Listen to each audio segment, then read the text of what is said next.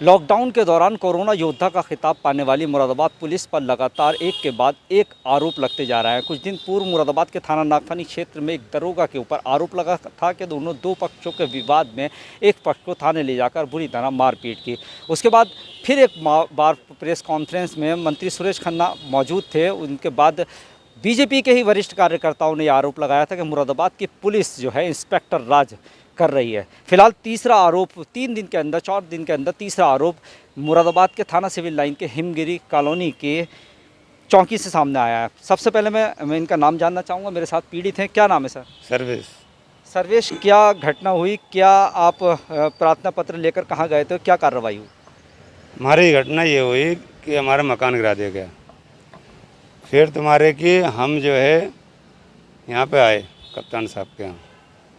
फिर उसके बाद में सिविल लाइन थाने फिर गए आसियाना चौकी। उनसे हमने कहा मकान गिरा दिया नुकुल ने, तो वे कह रहे नुकुल ने गिराया ही नहीं है। बताओ नुकुल कौन है?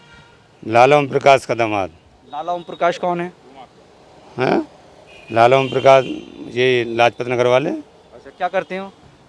जिनका प्रॉपर्टी का ही काम है। अच्छा, मतलब आपका कहने का मतलब ये है कि आप शिकायत लेकर चौकी पर गए थे, कार्रवाई नहीं हुई। क्या क्या क्या चौकी पर गए थे तो क्या हुआ? उन्होंने ये कह दिया आपकी पहले भी कंप्लेंट आई है, आपका तो बेनामा ये है और वो है। हाँ। ये कौन है आपके साथ? पत्नी हमारी। ये शायद बताने की या बोलने की स्थिति में ना हो, फिर भी बात करने की कोशिश करता हूँ। क्या नाम है आपका? संजय। क्या परेशानी है? हमारा जो घर गिरा दिया। किसने? मुकुल ने। थाने में शिकायत की आपने? थाने में शिकायत करी, हमारी कोई सुनवाई नहीं हो रही। कब गए थे आप शिकायत लेकर? हम कल गए हैं, हम और डांट डांट के भगा रहे हैं। कोई वकील किए हैं आपने? अधिवक्ता किए हैं।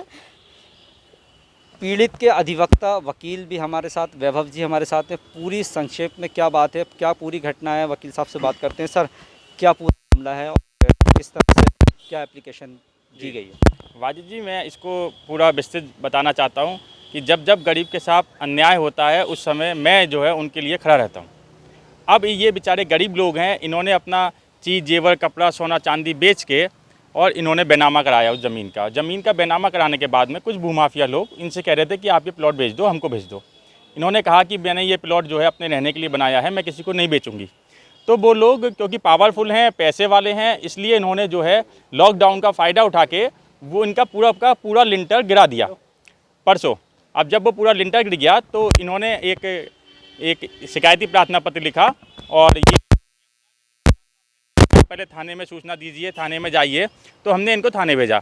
थाने में इनकी कोई सुनवाई नहीं हुई और उसके बाद चौकी भेज दिया गया। फिर चौकी गए, आशियाना चौकी इंचार्ज हैं आपके, उनसे वार्तालाप हुई। आशियाना चौकी इंचार्ज ने मुकुल अग्रवाल को बुलवाया, लेकिन हमसे बात नहीं करी।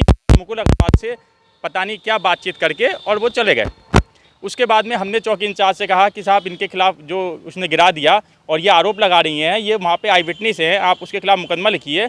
तो बोले भाई मैं इसमें कोई कार्रवाई नहीं करूँगा। और उन्होंने इनसे भी अवैध व्यवहार किया और उसके बाद में कह दिया कि आप जाइए सिविल लाइन थाने। अब मेरा कहना ये है कि जब माननीय उच्च न्यायालय ने कह दिया है कि 10 तारीख तक कोई भी डेमोलेशन या कुछ भी कार्रवाई नहीं होगी लॉकडाउन के चलते, चाहे उसका प्रॉपर कोई भी आदेश हुआ हो, तो इसके बावजूद ये भूमाफिया किस्म जो पनप रहेंगे हैं उनके चौकी में और इन गरीबों का उन्होंने नुकसान कर दिया। कम से कम 4-5 लाख का लिंटर पड़ता है। अब ये लोग क्या करेंगे? अब ये कल को कोई अपने संग घटना कर लें, गरीब हैं आदमी, तो इसका जिम्मेदार कौन होगा? ये पुलिस से मैं सवाल पूछना चाहता हूं कि वो जो पुलिस कहती है कि तुरंत हमें सूचना दी जाए, सरकार में लाखों करोड़ रुपए खर्च करती है, क्या वो ये चौकी पे बाहर खड़े होकर केवल लोगों को परेशान करने के लिए कि आपने हेलमेट नहीं लगा रखा, आपने फलाना नहीं कर रखा? अरे ये आप ये देखिए, उसका बेचारे का 4 लाख 5 लाख का इन्होंने लिंटर गिरा दिया भूमाफियाओं ने। आप उस पर कोई कार्रवाई करने को तैयार नहीं है, क्योंकि विपक्षी जो है एक पैसे वाला संपन्न आदमी है। तो ये गरीब आदमी कहाँ जाए? अब ये चौकी गए थे तो क्या क्या आश्वासन दिया गया है? थाने गए थे?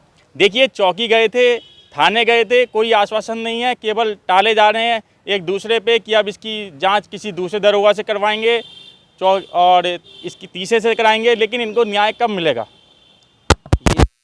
पीड़िता थी जिनका ज़मीनी विवाद है, मकान का विवाद है और जिसके चलते इनका आरोप है कि जो दबंग पक्ष है उसने इनके मकान को गिरा दिया। पुलिस से किसी तरह की कोई सहायता नहीं हो रही है।